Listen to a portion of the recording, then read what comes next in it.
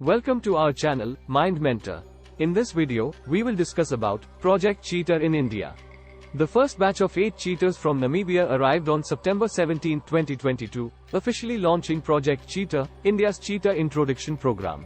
The goal of the introduction of African cheetahs is to establish viable cheetah metapopulation in India that allows the cheetah to perform its functional role as a top predator and provide space for the expansion of the cheetah within its historical range, thereby contributing to its global conservation efforts.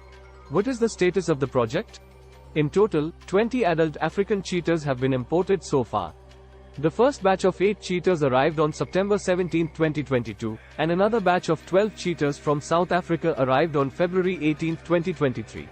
In late March 2023, one of the females gave birth to a litter of 4 cubs which were conceived in India. How has Project Cheetah progressed in India?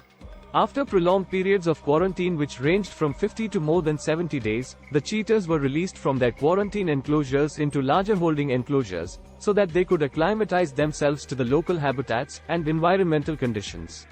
The plan was to first release male coalitions, after about 1 to 2 months of them getting acclimatized in the larger enclosures. This was to be followed by the release of females, 4 weeks after the release of the males. The release of the cheetahs to run free in the wild was delayed, with the first cheetah being released after more than 100 days in the larger enclosure. So far, only 12 of the 20 cheetahs were ever released into the wild, with a few being brought back multiple times to the Kuno National Park, since the managers felt that the cats were moving into areas that may have posed risks for their survival. 6 of the cheetahs which came from Africa have died. 4 while still in captivity, and 2 in the wild. 4 of the adult cheetahs are yet to be released to run free even for a single day. Additionally, 3 of the 4 cubs have died and the only remaining cub is being hand-reared as its mother has rejected it. A cheetah named Cheetah, who translocated to Kuno National Park, Madhya Pradesh from Namibia on the 17th of September 2022, gave birth to 4 cubs. Since the deaths of the 3 cheetahs in July-August, all 10 of the remaining free cheetahs have been captured and kept captive in enclosures for observation, removal of radio collars and treatment. Safely capturing these cheetahs, especially a female whose radio collar was functioning only intermittently, is no small feat, and the efforts, skills, determination and dedication displayed by the field teams has to be appreciated. Currently, from the available information, on the first anniversary of the project, all the surviving 14 adult cheetahs and 1 cub are in captivity, and there is talk of them being radio collared again and released once the winter sets in. The project authorities are talking of additional sites being prepared for releasing the cheetahs, such as the Gandhi Sagar Wildlife Sanctuary and Nauradehi Wildlife Sanctuary, both in Madhya Pradesh. Gandhi Sagar is expected to be ready by the end of this year, while Nauradehi is likely to be ready sometime in 2024. The project authorities are also talking of importing more cheetahs from Africa sometime next year. Why did the cheetahs die? There have been a variety of reasons and causes attributed to the deaths of the 6 adults and 3 cubs. Radio collars are not the underlying reason for the deaths of any of these cats, at least that is the officially stated position. The first cheetah which died is said to have perished due to a renal condition. One of the females died when authorities attempted to get the cheetah to mate inside the enclosure. 3 of the 4 cubs born in India are reported to have died due to heat wave conditions.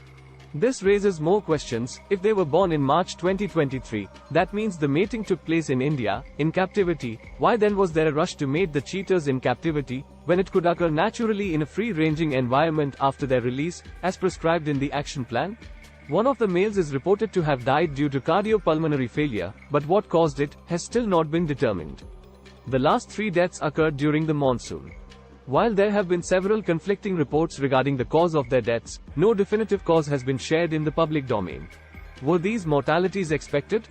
The mortalities in captivity were not anticipated nor planned for. Similarly, the deaths of the 3 cubs during summer, and the 3 adults in the monsoon were also not expected. To add to the confusion, while conducting the population habitat viability assessments, the mortality rates of 15% for adults, and 50%, 60% and 70% for cubs were used.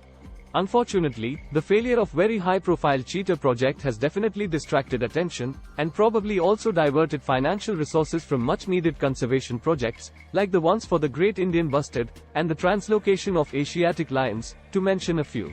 What are the lessons to be learned? Without proper and adequate habitats, there is no point in importing more cheetahs. Creating more glorified safari parks won't solve the issue. The real strategy lies in learning from past mistakes and focusing on the establishment of high-quality habitats, covering at least 5,000 square kilometers before bringing more cheetahs from Africa. We cannot rely on simply importing more cheetahs to establish a viable population while neglecting its habitat requirements. The other weakness has been the lack of wider consultation and transparency. This definitely needs to improve.